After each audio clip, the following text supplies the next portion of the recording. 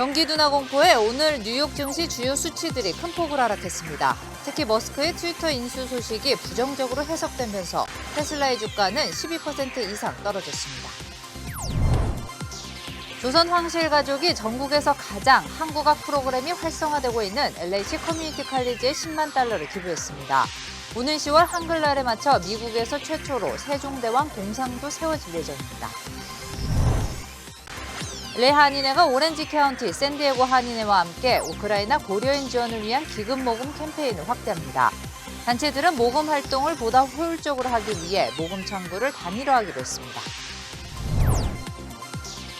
오늘 새벽 LA 다운타운 의류도매 시장에서 큰 불이 나 한인업체 2곳이 피해를 입었습니다. 또 노숙자로 인한 화재로 추정되고 있습니다. 김정은 총비서가 대규모로 개최한 열병식에서 핵선제 사용 가능성까지 시사했습니다. 미국은 우려를 표하면서도 외교적 해결과 대북 제재 유지라는 기존 입장을 재강조했습니다. 네, 4월 26일 화요일입니다. 오늘 이브닝 뉴스는 증시 소식부터 전해드리겠습니다. 오늘 뉴욕 증시 주요 수치들이 큰 폭으로 하락했습니다. 특히 머스크의 트위터 인수 소식이 부정적으로 해석되면서 테슬라의 주가는 12% 이상 떨어졌습니다. 첫 소식 이사면 기자가 보도하겠습니다. 뉴욕 증시가 브레이크 없는 추락을 하고 있습니다. 뉴욕 증시는 대형 기술 기업들의 실적 발표를 앞두고 폭락했습니다. 전문가들은 경계관과 글로벌 경기 둔화에 대한 우려로 주식 시장이 흔들리고 있다고 분석했습니다. 나스닥 지수는 3.95% 폭락해 2020년 12월 14일 이후 최저치를 기록했습니다. 지난해 11월 고점 대비 23% 정도 하락한 수치입니다. 4월 들어 S&P 500 지수는 7.8% 떨어졌고 나스닥 지수는 12.2% 급락했습니다. 뉴욕 증시의 낙폭은 오후 들어 강화됐습니다. 다우 지수는 2.38% 내려갔고 S&P 500 지수도 2.81% 떨어졌습니다. 넷플릭스의 주가는 5% 이상 하락했습니다. 테슬라 주가는 일론 머스크의 트위터 인수 뉴스 이후 12% 이상 폭락하기도 했습니다. 제너럴 일렉트릭은 좋지 않은 실적이 예상되면서 주가는 10% 넘게 빠졌습니다. 마이크로소프트와 알파벳 주가는 3% 이상 하락해 장을 마감했습니다. 미국 연방준비제도가 공격적으로 금리를 인상할 경우 경기 침체에 빠질 수 있다는 우려가 커지고 있습니다. 미국 10년물 국채 금리는 2.72%까지 하락했습니다. LA에서 SBS 이사면입니다. 오늘 원달러 환율이 급등해 달러당 1,260원 선을 돌파했습니다. 원달러 환율이 달러당 1,260원 선을 넘은 건 팬데믹 직후인 지난 2020년 3월 24일 이후 2년 1개월 만입니다. 달러화는 연준의 금리 인상과 우크라이나 전쟁, 중국의 코로나 봉쇄 조치 등으로 위험 회피 심리가 커지면서 주요 통화 대비 강세를 이어가고 있습니다. 네, 다음 소식입니다. 조선황실문화재단이 LA 커뮤니티 컬리지 한국어학과에 10만 달러를 쾌척했습니다. LACC 한국어학과는 등록 학생만 500여 명이 넘는 인기 학과인데 앞으로 더 활성화될 전망입니다. 올 가을에는 LACC의 세종대왕 동상도 세워질 계획입니다.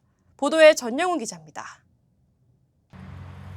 LA 한인타운 북쪽 버몬트길 선상에 위치한 LA 커뮤니티 컬리지 정문입니다. 건물 한쪽 외벽에는 한글을 창제한 세종대왕의 대형 초상화가, 다른 한쪽에는 조선황실문화재단의 문장이 내걸렸습니다.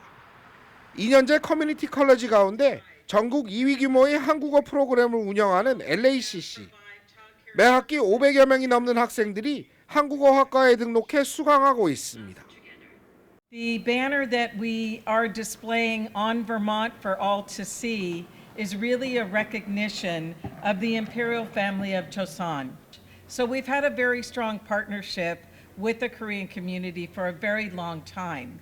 We are very proud to be teaching the Korean language. 황실문화재단은 캘리포니아주 커뮤니티 컬리지 가운데 최초로 정규 2년제 한국어 프로그램을 개설한 LACC에 무려 10만 달러를 쾌척했습니다.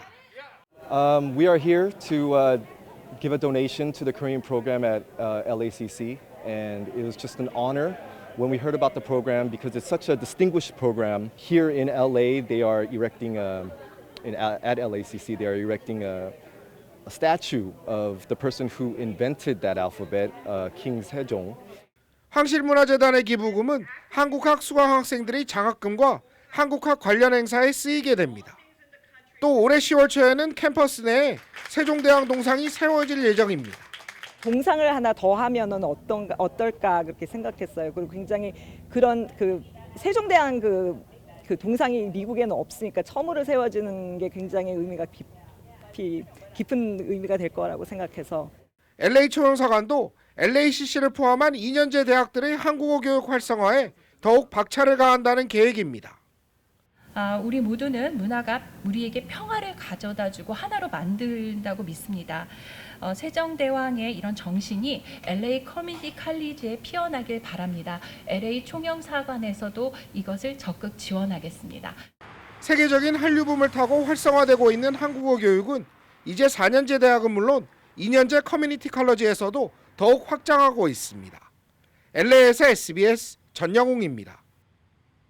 LA 한인회와 화랑 청소년재단이 시작한 우크라이나 한인 돕기 활동이 더 활발해집니다. 이 모금 활동을 보다 효율적으로 하기 위해 모금 창구를 단일화하기로 한 겁니다. 오렌지 카운티 한인회와 샌디에고 한인회를 통해 모인 모금도 LA 한인회 창구를 통해 우크라이나 한인들에게 전달될 예정입니다. 이사면 기자의 보도입니다. 남가주 한인 단체들이 우크라 한인 돕기 모금 창구를 단일화시켰습니다. 이에 따라 오렌지 카운티 한인회와 샌디에고 한인회를 통해 모인 모금액은 LA 한인회 창구에 입금됩니다. 일단 도와드릴 수 있는 거는 옷은 저희가 보내드릴 수가 있고, 그다음에 나머지는 저희가 돈을 보내서 그쪽에서 사서 구입을 하셔야 돼. 그거밖에 없어요. 오렌지 카운티 한인회가 한인 단체들과 함께 총 12,000여 달러를 모금했습니다. 모금액은 LA 한인회 창구에 입금될 예정입니다. 마켓 앞에서 그런 캠페인을 좀 벌리고 좀 더 각 단체나 교계에서 계속되는 모금 활동할 수 있도록 이제 저희들이 적극적으로 좀 홍보를 할 예정입니다. 샌디에고 한인회도 우크라 한인 돕기 모금 창구 단일화에 대해 뜻을 같이 했습니다. 샌디에고 한인회는 20여 한인 단체들과 손잡고 모금 활동을 펼칠 계획입니다. 한인 동포 돕기에 적극 참여하며 샌디에고 한인회 모든 단체가 샌디에고 한인회를 주축으로 해서 LA 한인회와 같이 동참할 걸 저희들 적극 추진하겠습니다. 모금 창구의 단일화로 기부의 투명한 관리와 적절히 배분할 수 있게 됐습니다. 고석대 회장님, 그리고 샌디에고 대학교 회장님, 그리고 조동남 저희 사장님, LA 한인회 중심으로 해서 한번 전체 남가주 한인회가 중심으로 해서 한번 적극적으로 하자 해서 그래서 의기가 투합돼서 모여진 그런 오늘 자리입니다.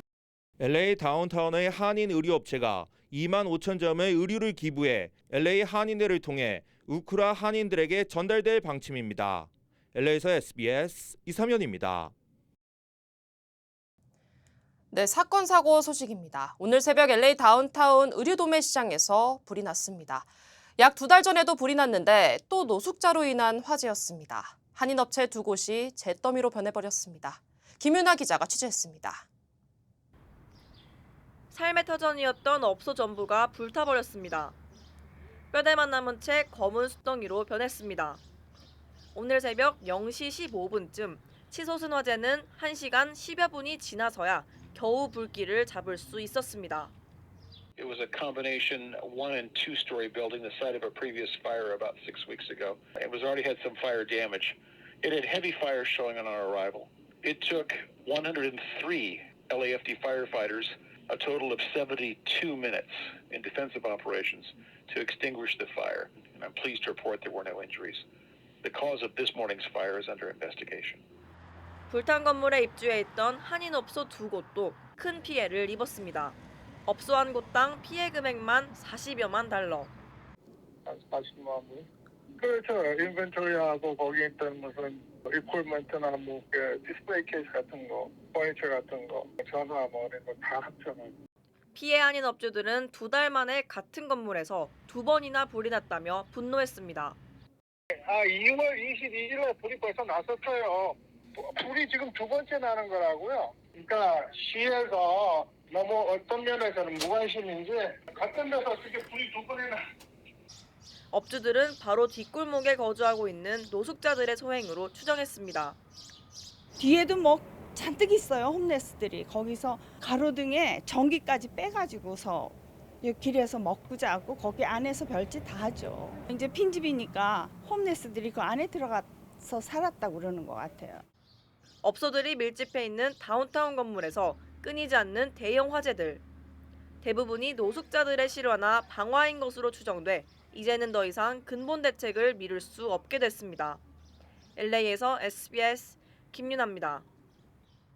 오늘 새벽 LA 한인타운 올림픽길 선상에서는 이 뺑소니 사고가 발생해 남성 1명이 숨지고 1명이 부상을 입었습니다. 둘은 형제 관계로 자전거를 타고 새벽 출근길에 나섰다가 변을 당했습니다. 전영훈 기자입니다. LA 한인타운 한복판에서 새벽 일을 가던 형제가 뺑소니 사고로 봉변을 당했습니다. 사고는 오늘 새벽 3시 20분쯤 올림픽과 마리포사가 만나는 곳 부근에서 발생했습니다. 사건은 차량을 도난당한 주민 한 명이 하얀 지프 체로키 차량을 범인으로 지목해 차 앞면 후드 위에 올라타면서 시작됐습니다. 체로키 차량이 올림픽 블루버드를 달리면서 후드 위에 매달린 주민은 떨어졌지만 차량은 질주를 계속했습니다. 결국 앞서가던 2명의 자전거를 들이받으면서 참사가 벌어졌습니다. 형제 가운데 1명은 현장에서 숨지고 다른 1명은 병원으로 이송됐습니다. 경찰은 하얀색 지프 체로키 차량을 운전한 용의자를 추적하고 있습니다. 만약 주민 제보로 용의자가 체포되면 5만 달러의 현상금도 받을 수 있습니다. LA에서 SBS 전영웅입니다. 연방질병통제예방센터 CDC가 미국 어린이 4명 중 3명은 이미 코로나 바이러스에 감염됐던 것으로 보인다고 밝혔습니다. CDC는 전국에서 집계된 혈액 검사로 조사를 한 결과 27세 이하 어린이와 청소년 중 75% 정도가 코로나에 이미 감염된 것으로 추정된다고 발표했습니다. 특히 지난해 12월부터 올해 2월 사이 감염자가 급상승한 것으로 나타났습니다. 11세 이하 어린이를 대상으로 실시한 혈액 검사 중 무려 75%에서 코로나 감염 항체가 발견됐다는 설명입니다. 코로나 감염으로 생긴 항체는 약 2년간 체내에서 머무는 것으로 알려졌습니다. 그럼에도 보건당국은 항체가 있어도 재감염될 가능성이 있는 만큼 이 방역 수칙을 준수하는 것은 중요하다고 강조했습니다. 네, 뉴스 계속하겠습니다. 김정은 총비서가 현지 시간 25일 대규모로 개최한 열병식에서 핵 선제 사용 가능성까지 시사하며 한미를 향한 회피 수위를 높였습니다. 김하영 기자입니다. 화려한 조명이 김일성 광장을 뒤덮었고 각종 고개가 펼쳐집니다. 조선중앙TV가 북한의 조선인민혁명군 창건 90주년 열병식 영상을 어젯밤 공개했습니다. 부인 리설주와 함께 등장한 김정은 총비서는 핵무력을 최대한 빨리 강화하겠다고 천명했습니다. 의미심장한 발언도 했습니다. 근본 이익을 침탈하려 든다면 우리 핵무력은 이외의 자기 돌직하는 사명을 결단코 결행하지 않을 수 없을 것입니다. 핵 보유의 이유로 전쟁 억제라는 방어적 논리를 넘어 선제적 사용 가능성까지 열어뒀습니다. 지난 5일 김여정이 대남 핵 사용 가능성을 언급한 데 이어 최고 지도자가 직접 위협 수위를 끌어올린 건데 열병식에선 핵을 실어 타격할 수 있는 발사체를 대거 등장시켰습니다. 지난달 발사에 실패한 것으로 탐지된 ICBM급 화성 17형도 여러 기 선보였습니다. 신형 잠수함 발사 탄도미사일도 등장했습니다. 지난해 1월 처음 선보인 북극성 5형을 개량한 것으로 추정되는데 탄두부 길이가 1~2m가량 늘어난 형태입니다. 한때 좌천됐던 핵미사일 전문 리병철은 북한 정권의 핵심인 정치국 상무위원회 이름을 올려 10개월 만에 복권이 확인됐습니다. 이로써 정치국 상무위원 내 군 인사는 2명으로 늘었는데 무력 강화 기조가 인사로도 드러났다는 평가입니다. SBS 김하영입니다. 김정은 총비서가 선제 핵공격 가능성을 언급한 것에 대해 미국은 우려를 표하면서도 외교적 해결과 대북 제재 유지라는 기존 입장을 재강조했습니다. 네드 프라이스 국무부 대변인은 북한의 핵 프로그램이 국제 평화에 큰 위협이 되고 있다면서 미국은 북한의 비핵화 목표에 달성하기 위해 전념할 것이라고 말했습니다. 그러면서 미국은 북한에 어떤 적대적 의도도 없다며 외교와 대화를 하는데 열려 있다는 기존 입장을 재확인했습니다. 윤석열 당선인이 일본에 파견한 정책협의단이 기시다 총리를 만났습니다. 이 협의단은 한일 협력의 중요성에 대해 인식을 같이 했다고 밝혔습니다. 도쿄에서 박상진 특파원입니다. 한일 정책협의단이 기시다 후미오 일본 총리와의 면담을 위해 총리 관저를 찾았습니다. 면담은 오전 10시 40분부터 25분 동안 진행됐습니다. 면담 뒤 협의단은 북한 미사일 발사 등 국제 정세 속에서 양국 협력이 기묘하다는 데 인식을 같이 했다고 밝혔습니다. 윤석열 당선인의 친서도 직접 전달했다고 전했습니다. 김대중 오부치 선언의 정신을 계승 발전시키자는 데 있어서 일본 총리께서도 공감을 표시. 김대중 오부치 선언은 지난 1998년 한일 양국이 함께 발표한 공동선언으로 식민지 지배에 대한 일본 측 사과 표명과 미래지향적 한일 관계에 대한 내용이 담겨 있습니다.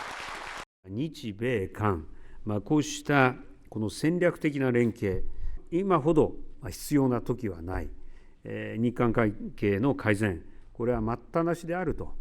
최대 현안인 과거사 문제와 관련해 협의단은 강제징용 문제는 당사자가 수용 가능한 해법을 찾기 위해 외교적 노력을 기울여 나가겠다고 말했고, 일본군 위안부 문제는 지난 2015년 합의 정신에 따라 해법을 찾도록 노력을 기울이자는 뜻을 전달했다고 밝혔습니다. 어제 면담에선 인적 교류 확대의 필요성도 논의됐습니다. 대통령 취임식에 기시다 총리 참석 여부는 일본이 결정할 문제라고 답했습니다. 현 주일 대사가 부임한 지 1년이 넘도록 만나지 못한 총리 등이 직접 협의단과 면담에 나선 건 새 정권과 한일 관계를 개선하겠다는 의지를 보였다는 분석입니다.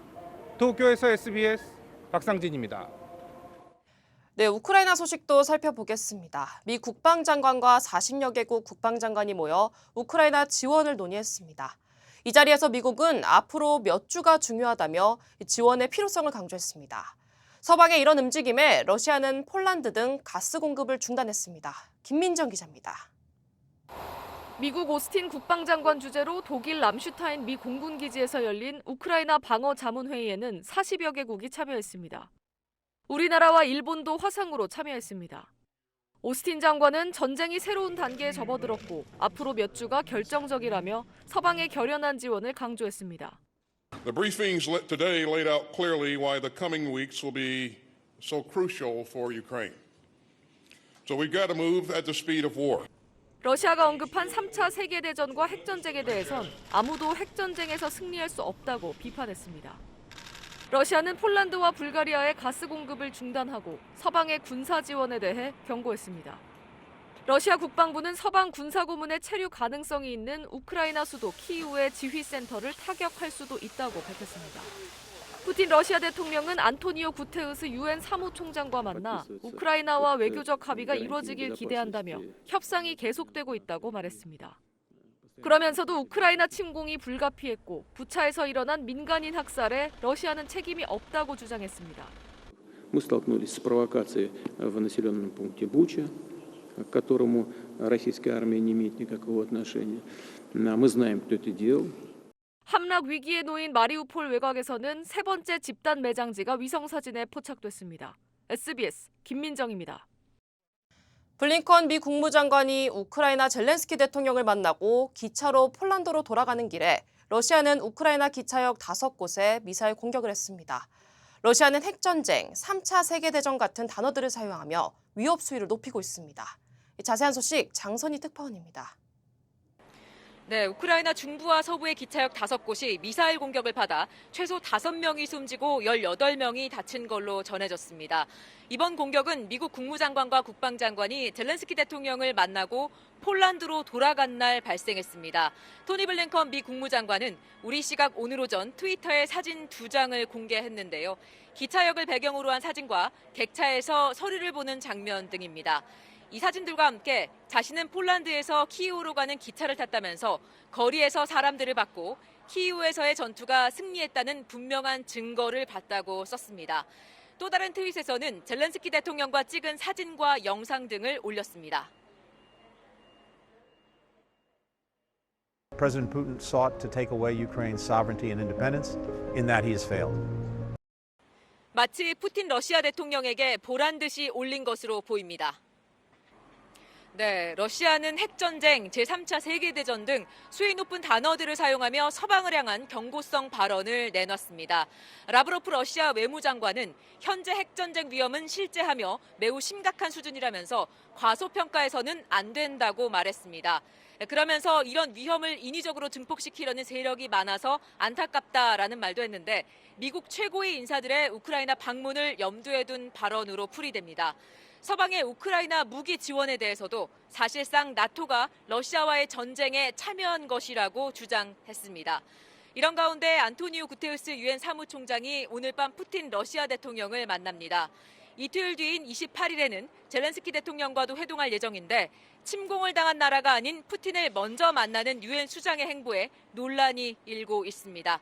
지금까지 루마니아 부크레슈티에서 SBS 장선입니다. 코로나로 상하이가 봉쇄된 지 한 달이 넘었지만 신규 확진자는 17,000명에 달하는 등 나아질 기미가 보이지 않고 있습니다. 봉쇄 조치가 길어지면서 한국뿐 아니라 미국 기업들의 피해도 본격화되고 있습니다. 이 소식은 장훈경 기자입니다.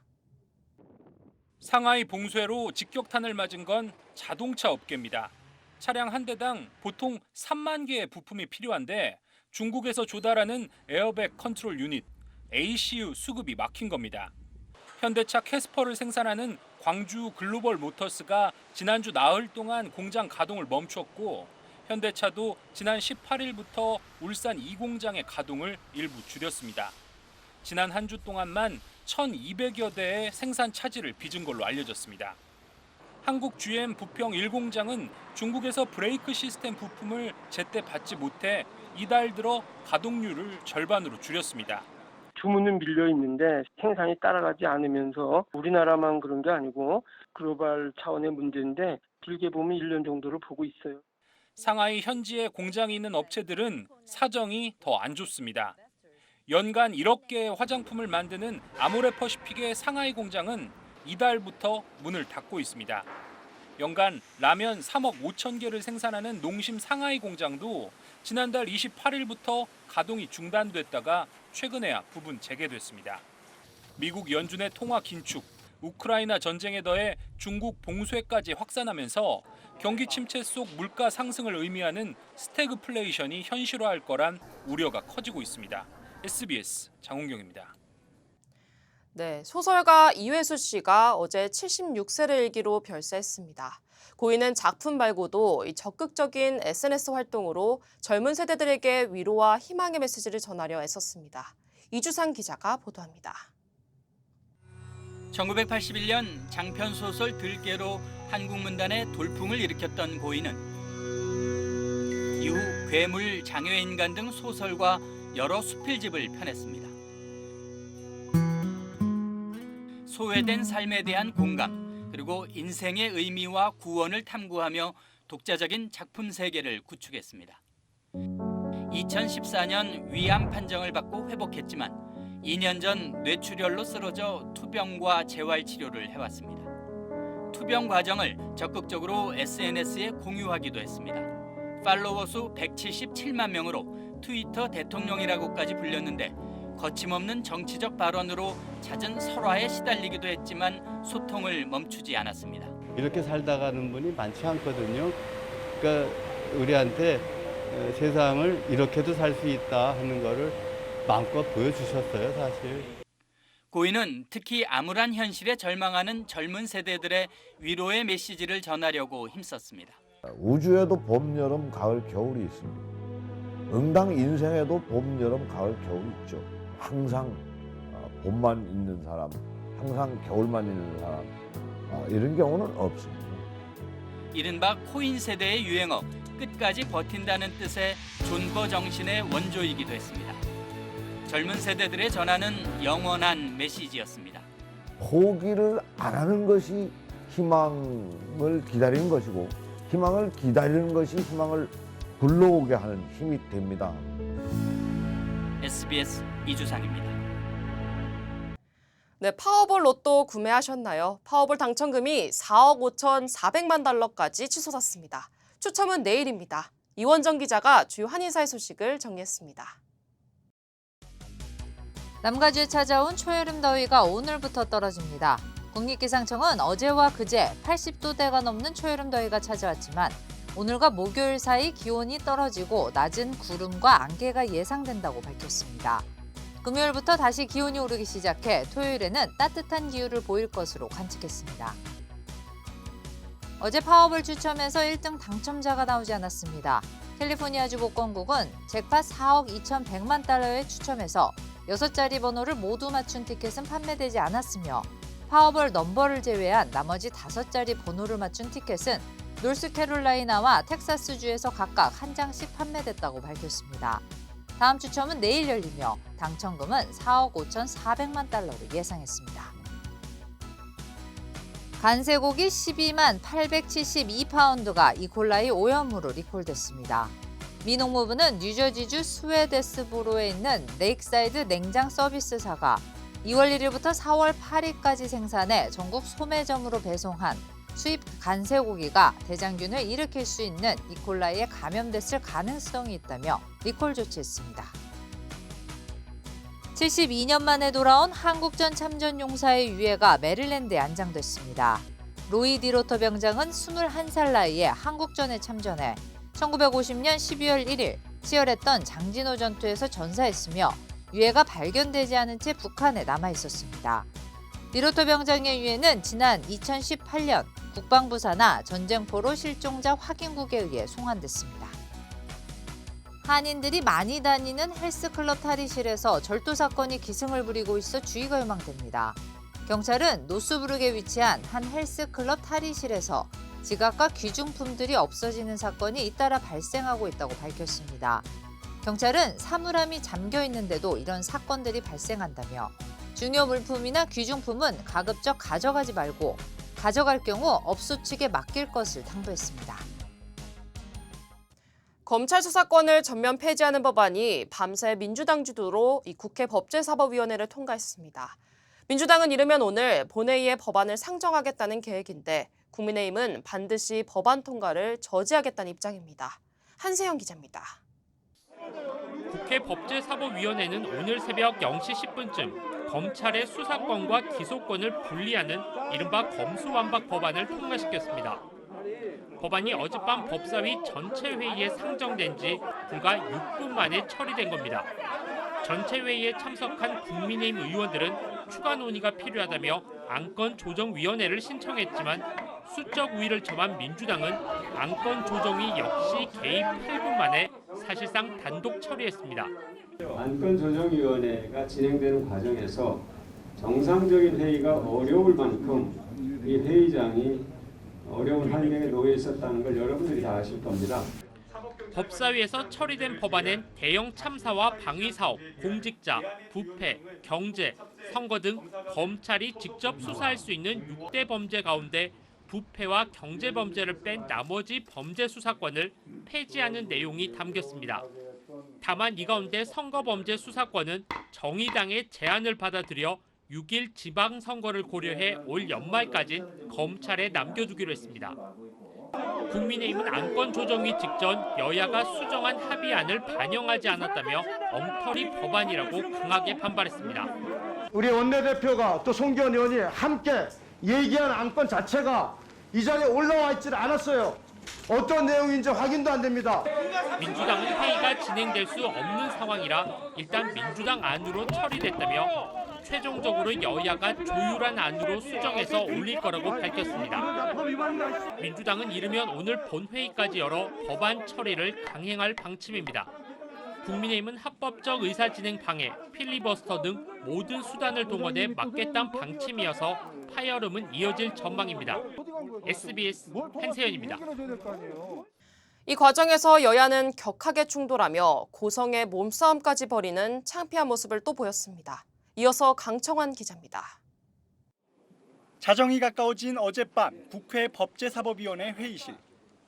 민주당이 안건조정위에서 법안 강행 처리를 시도하자 회의실 안팎에서 소동이 빚어집니다. 위원장님, 지금 안건 자체가 정리가 안 됐어요. 회의가 비공개라며 취재진 진입을 막는 국회 방호원 민주당 관계자들과 국민의힘 의원들이 엉겨붙으면서 거친 몸싸움도 벌어집니다. 왜 그래? 자, 허가 안 됐잖아요. 자, 나왔어요. 나와시라고요. 몸싸움 과정에서 기물 파손도 이어집니다. 밀지 마세요, 밀지 마세요. 법안이 안건 조정위를 통과하고 곧바로 법사위 전체 회의가 이어지자 이번엔 위원장석을 두고 쟁탈전이 벌어집니다. 의사봉을 맞잡은 채 힘겨루기가 벌어지고 느닷없는 음주 테스트까지 소환됐습니다. 술 먹고 햇볕 부리는 곳이 아니에요, 국민의힘. 누가 술 먹어? 누가 술을 마셔? 누가? 그러면 지금부터 음주하면 대체 한번 할까요? 마세요. 제가 지금 다 맡았습니다. 민주당 단독으로 법안이 처리된 이후에도 회의장엔 고성이 끊이지 않았습니다.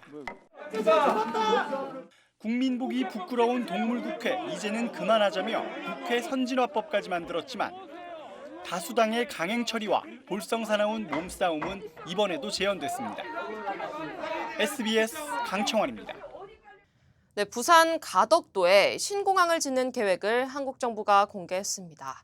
13조 원을 들여서 인공섬을 만든 뒤 활주로를 놓겠다는 건데 이 돈만 많이 들고 효과는 떨어질 거라는 지적이 벌써부터 나오고 있습니다. 한상우 기자입니다. 정부가 공개한 부산 가덕도 신공항 조감도입니다. 섬과 바다에 걸쳐 활주로를 놓는 계획을 고쳐서 바다를 매립해 100% 해상공항을 짓기로 했습니다.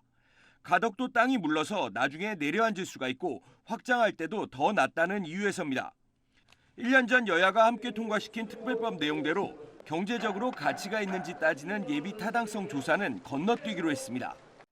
부산, 울산, 경남 지역에선 환영한다는 입장이 이어졌지만 우려도 만만치 않습니다. 정부 추산 총 사업비는 13조 7천억 원으로 당초 계획 7조 5천억 원보다 2배 가까이 늘어났습니다. 그런데 여객과 화물 수요는 기대보다 낮아서 들어가는 비용 대비 효과가 최대 0.58, 절반 수준에 머무는 걸로 분석됐습니다. 또 수심 25m 바다에 서울 남산 3개 이상의 돌과 흙을 쏟아부어야 하는 부분도 문제입니다. 정치적 목적에 따라 짓는 공항이라는 비판이 나오는 이유입니다. 지방선거를 앞두고 대표적인 표신잡기 정책이라고 볼 수밖에 없습니다. 이미 경제성도 낮고 주변 환경 문제와 소음 문제, 조류와 항공기 충돌 문제 등이 예상되는 사업입니다. 실제 계획을 추진할 책임은 새 정부로 넘겨진 상황에서 경제성과 환경 논란은 계속 이어질 전망입니다. SBS 한상우입니다. BTS의 오징어 게임까지 팬데믹 기간 즐기지 못했던 한국 문화를 만끽하기 위해 한국 방문을 벼르고 있는 외국인들이 많다고 합니다. 무슨 소식인지 고현준 캐스터가 전해드리겠습니다. 한국 여행에 관심을 보이는 외국인들도 적지 않았습니다. 한국관광공사가 한국 관광 수요와 높은 주요 21개국에 만 15세 이상 남녀 약 3만 명을 상대로 조사를 해봤더니 응답자의 절반에 가까운 47%가 향후 3년 안에 한국을 방문할 의향이 있다고 답했습니다. 연령대별로 보면 20대는 58.6%, 30대는 58%로 응답률이 높았고요. 나라별로는 필리핀, 싱가포르, 또 베트남 등에서 한국 여행을 선호했습니다. 한국을 방문하고 싶은 이유로는 K-팝과 한류 스타 등을 주제로 한 문화, 체험, 즐길 거리가 많아서라는 응답이 가장 많았는데요. 그리고 BTS와 드라마 오징어 게임 등 K 콘텐츠의 전 세계적 인기가 긍정적인 영향을 미쳤다는 분석입니다. 다만 응답자 10명 중에 3명은 한국이 코로나19에서 안전하다고 여겨질 때 한국을 찾겠다고 응답해서 안전한 관광 환경 역시 여행지를 결정하는 데 주요 요인으로 작용한 것으로 보였습니다.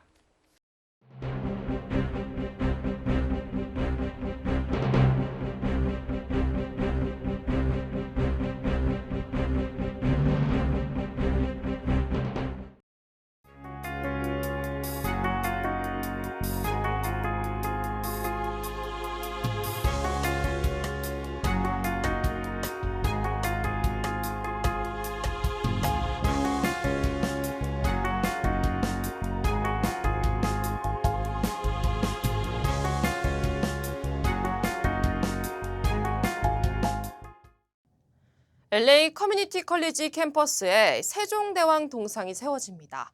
세종대왕 동상이 미국 학교 캠퍼스에 세워지는 건 이번이 처음이라고 합니다. 황실재단의 10만 달러 기부로 LACC의 인기 과목인 한국어학과가 더 활발해지길 기대하겠습니다. 뉴스 마치겠습니다. 시청해주신 여러분 고맙습니다.